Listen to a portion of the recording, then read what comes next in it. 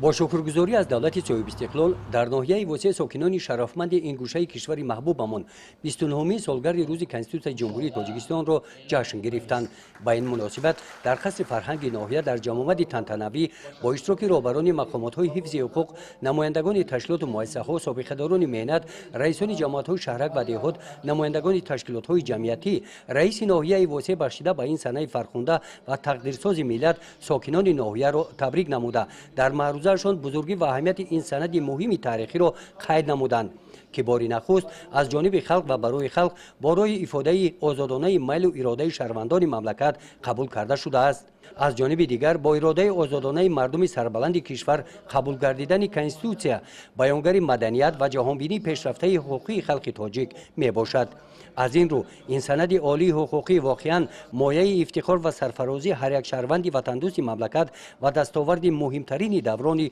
استقلال شماریده می شود.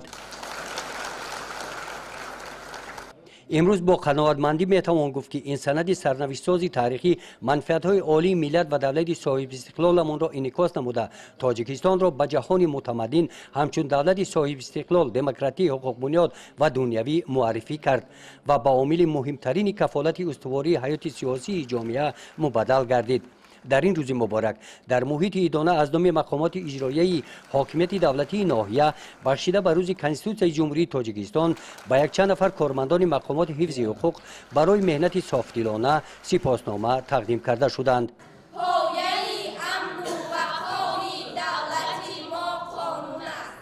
بعد انجام جمع آمد تنتنوی بخشیده به روز کنستیتوسیون جمهوری تاجیکستان، قسمت فرهنگی چهاربینی‌های ادانه در قصر فرهنگ ناحیه با اشتراک هنرمندان قصر فرهنگ برنامه جالبی کنسرتی ترنمگر دستاوردهای دوران صاحب استقلالی کشور نمایش داده شدند.